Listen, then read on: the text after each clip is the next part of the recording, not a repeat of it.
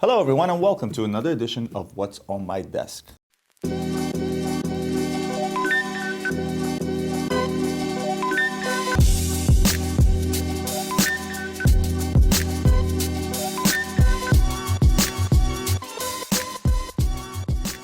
Today we're talking the hottest, the king of all brands, Rolex. I've talked about Rolex separately, but I've never really dedicated an episode to Rolex. Of course, it's a little bit difficult to dedicate an episode to Rolex just because the amount of different watches that they make, although most people seem to think they make all the same thing.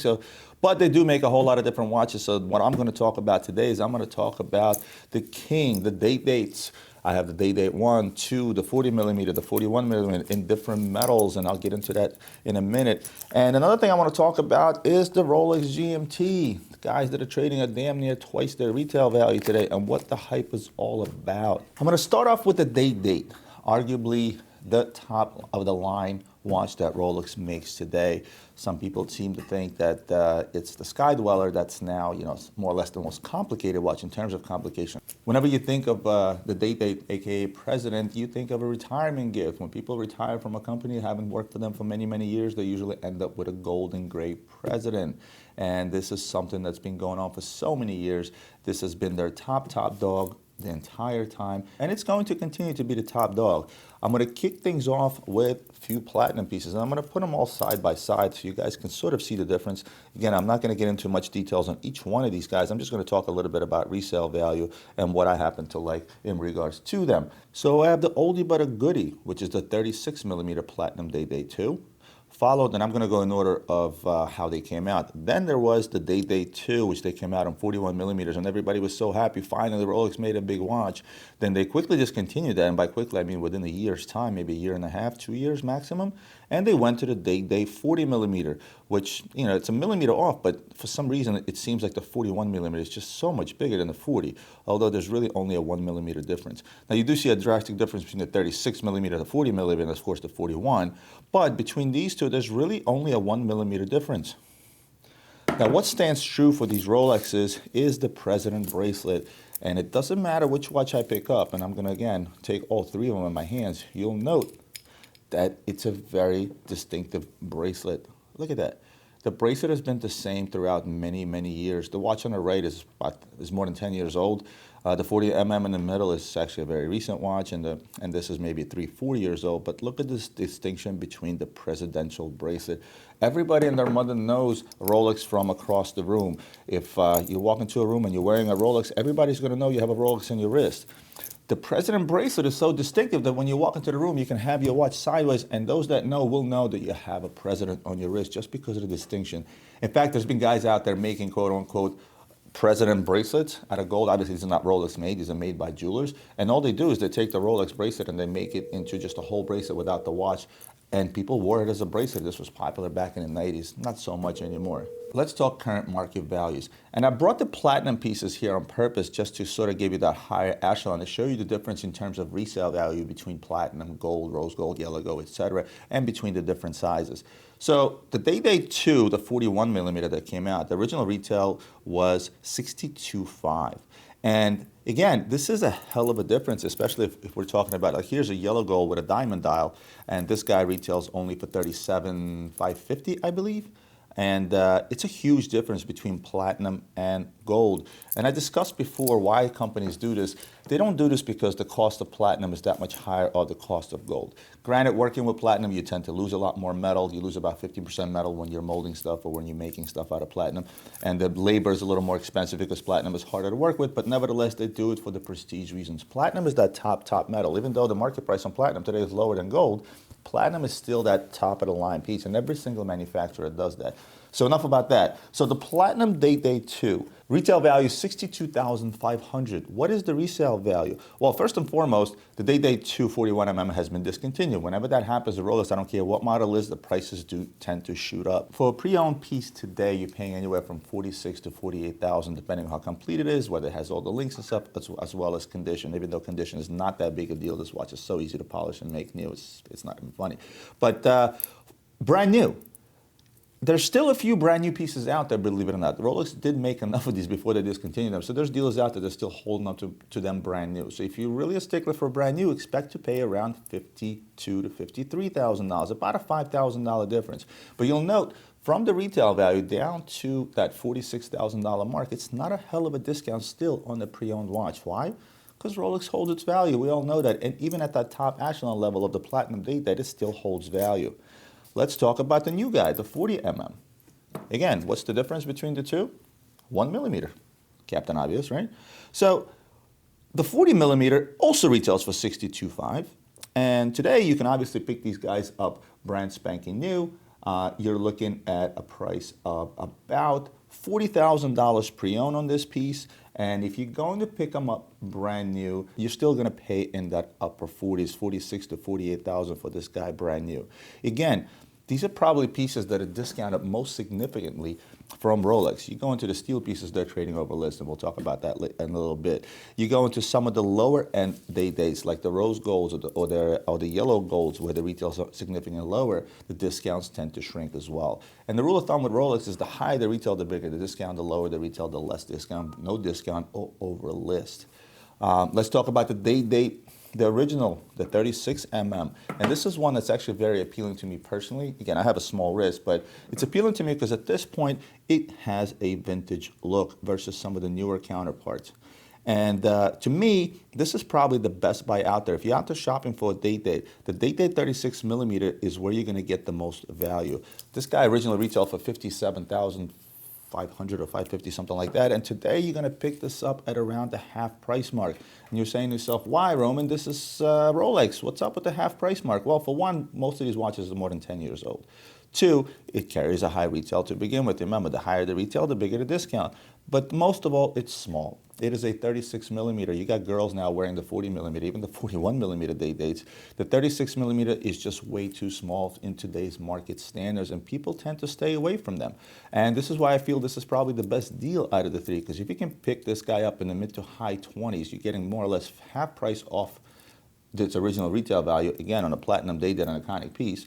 And at the same token, it's going to hold its value much better because, again, it's in that lower price range in terms of the price you buy it at. It's a lot easier to resell a watch you paid $25,000, $26,000 for than one that you paid $40,000, $45,000, $46,000, even $48,000. And I showed you what the resale value would be. I told you if you buy these guys new at $48,000, pre-owned it'll resell at $42,000, $43,000. So you see you're still losing about 10% in this higher echelon of dates.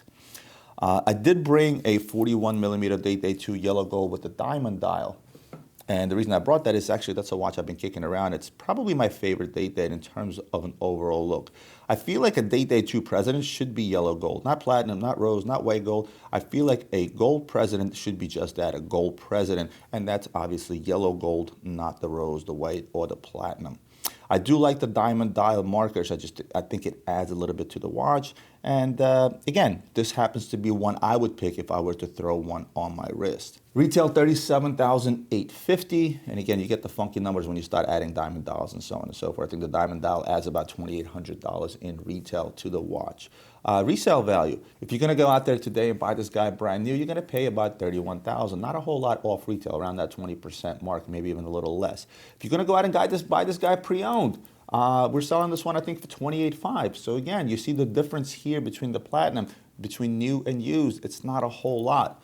Where here you're looking at about a 10% difference. Here you're not even looking at that. You're looking at about a 3-4% savings if you're going to go pre-owned. And I urge to go pre-owned because the minute you take a new one and you put it on your wrist, it's going to lose that value anyway. So when you go to resell it, don't take the hit up front. Go pre-owned, provided it's in good condition. You get a warranty from a company, and you'll be good to go.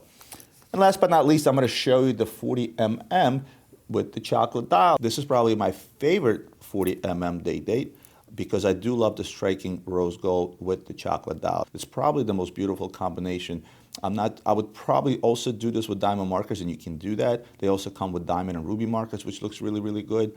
But this is your basic 40mm rose gold chocolate. And the reason I brought this one is because my wife has one of these. And I mentioned to you, girls wear Rolex Presidents. It's the trend. Girls wear men's watches. We talked about this before. And this is probably one of the ones that guys will reach for to buy for their girlfriend, wife, or significant other. Retail price is actually also $37,500, comparable to this yellow gold. Now, In terms of retail pricing, retail prices are going to be lowest on yellow gold, then followed by rose gold, then by white gold, and then platinum in turn, just to put it in perspective. Again, brand new, you're going to pick it up at about $31,000, and secondhand, you're going to pick this up at that $27,000 to $28,000 price range. So there you have it, a little bit of an insight on Date Day 2s. Next, let's talk about the Pepsi, and I brought the new Pepsi that just came out. And I also brought an old Pepsi, a very old Pepsi at that. And the reason I brought new and old is I just wanted to give you sort of a contrast to show you just how little changes Rolex makes when it comes to making their watches, and how amazing it is that it continues to stay successful by making the same stuff over and over, more or less. So here are the two GMTs side by side, aka the Pepsi, for obvious reasons. Again, what are the key differences?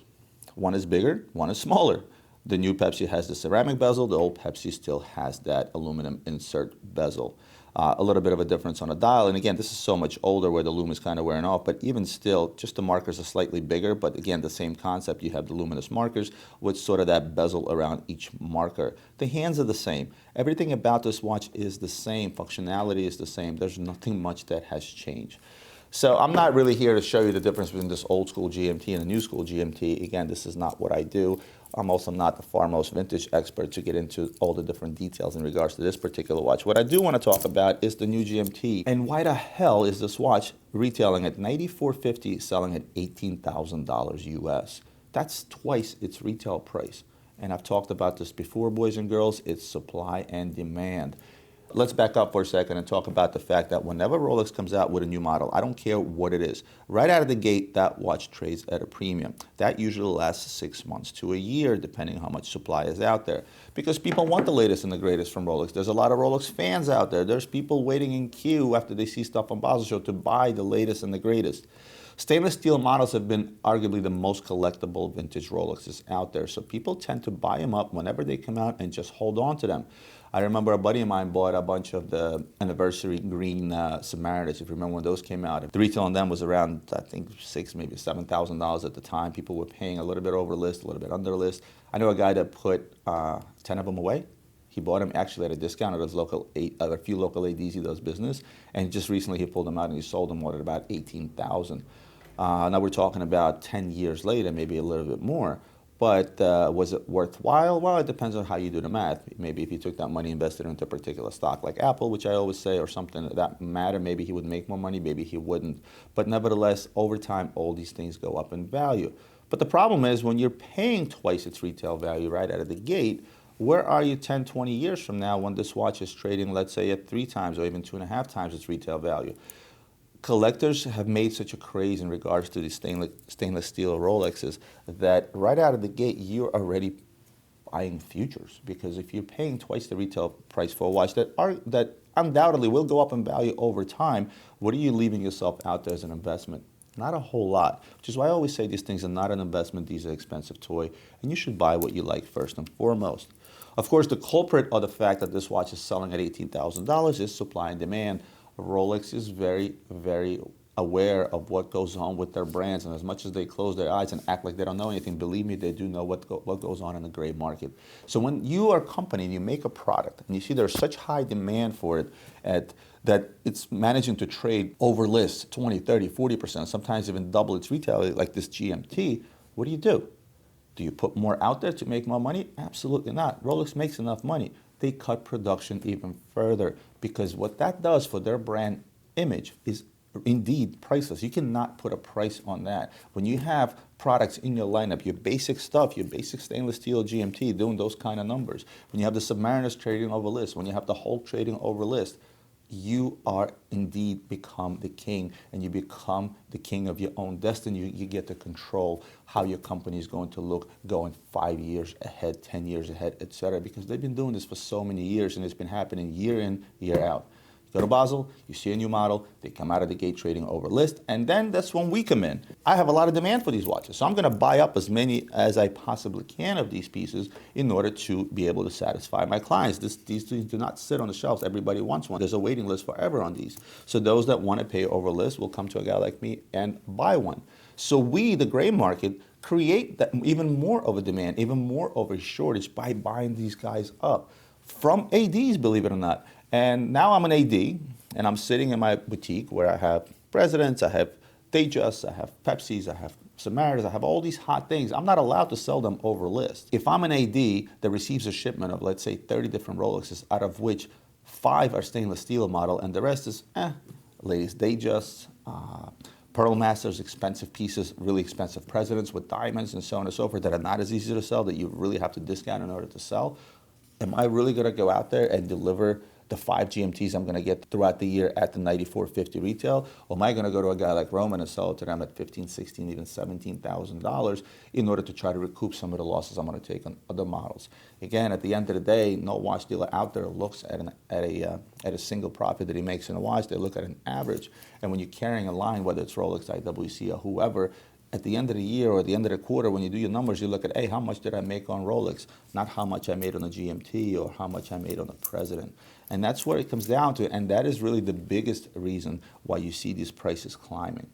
Now, there's still guys out there, after they listen to what I just said, are going to say, no, they're still a great investment. And no, they're not. A regular average consumer becomes victim of supply and demand. And I always say there's absolutely nothing wrong with that, as long as you consciously understand that you're buying what you like at a current market price. And if the current market price is $18,000 on this watch, then that's what it's worth. It's worth $18,000. And in the long game, you will never lose with Rolex. It's just nowadays, with the demand being so high and collectability of Rolex being higher than ever, you end up buying futures, basically. You're paying a future price for a watch today. And again, I don't see anything wrong with that as long as this is what you want and you treat it as an expensive toy. So guys, the point of this episode was to actually really get into some of the difference on the date watch from Rolex. Arguably, it's king.